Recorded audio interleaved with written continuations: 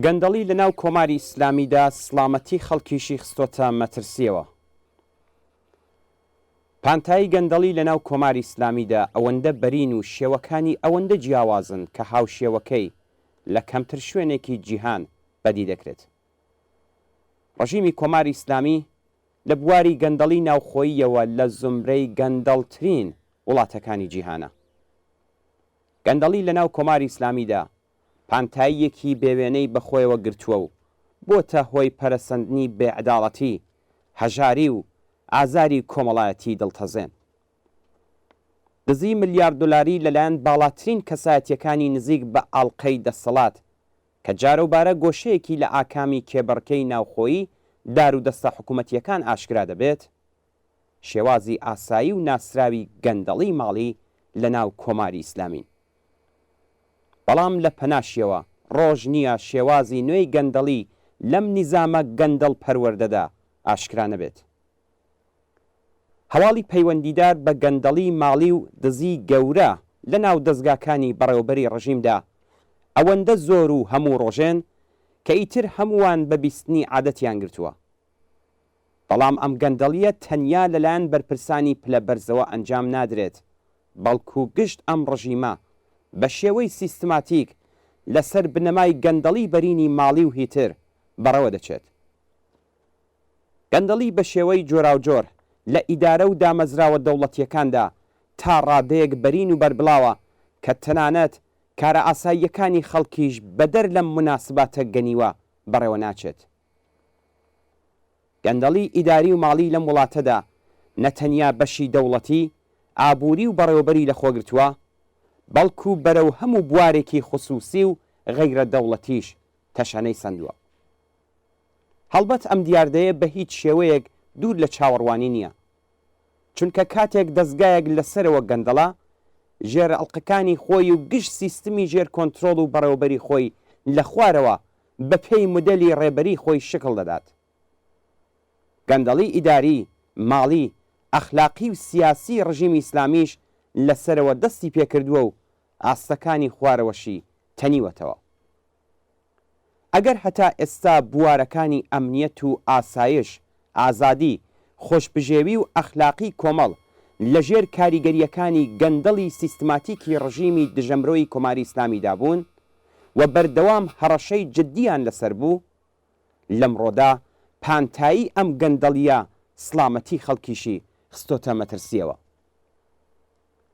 رووسیا بیباری دۆڵمەی ئێران، هێند کیوی هەناردەکرا و ئۆزبەکستان پەتاتەی هەناردەکراوی ئێرانیان بە خاتری بوونی مادەی دژە ئافەت و مەترسیداربوونیان لە ئاکامی بەکارهێنانی سەمی تەقەلوبی بۆ ئێران گەڕاندەوە.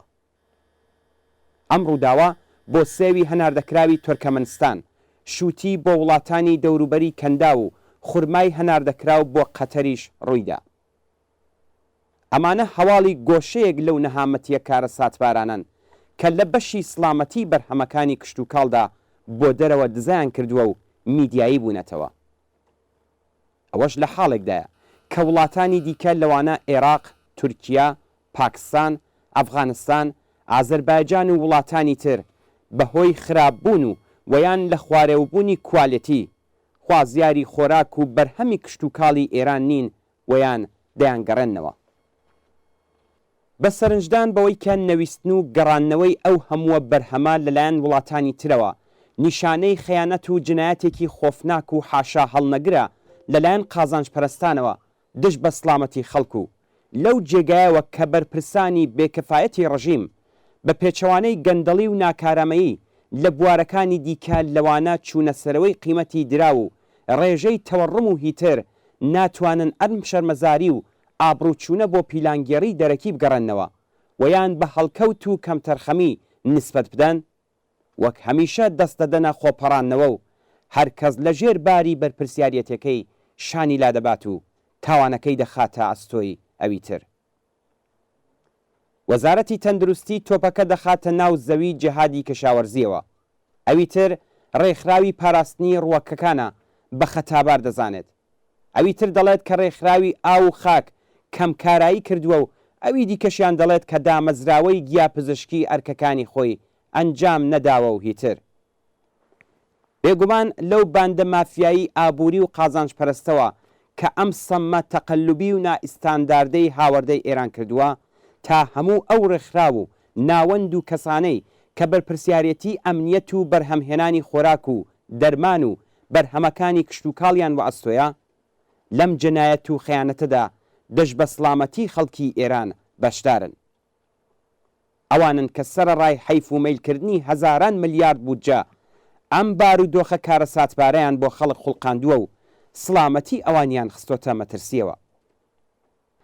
لە هەمان حاڵدا بەهۆی ئەوەی کە سیستمی قەزایی ڕژیم خۆی بەشێک لەم گەندەڵیە سیستماتیکەیە، تاوانباران و قازانج پەرستان بە ئاسانی لە ژێرباری بەرپرسیارەتی شانیان لا دەبن و تاوانی سەرەکی تۆیژە هەژارەکانی کۆمەڵ دەیدەن. خەڵک لە ئێستادا بە خاتری ئەم بەرهەمە مەترسیدارانە نیگەرانی سڵامەتیانن. ئەوان ئێستا دەزانن کە چ کارە ساتێک لە بواری بەرهەمهێنان و بەکارهێنانی بەرهەمەکانی کشت و کاڵدا ڕووی داوە و لێی ئاگادار نەبوون. خەڵک بە دروست لەوە نیگەرانن کە ئەگەر سەرەڕای بەناو چاوەدێریەکانی ئیستانداربوونی ئەم بەرهەمانە بۆ هەناردەکردن دیسان بەم جۆرە بە خاتری مەترسیداربوونیان بۆ خەڵکی وڵاتانی تر بەریان پێدەگیرێت و دەگەڕێنرێنەوە لە ناوخۆی ئێران کە ئەم چاوەدێری و سەختگیریانەیە بەسەر خۆراک و بەرهەمەکاندا بوونی نییە، دەبێت چەندە زیانبار و مەترسیدار بن.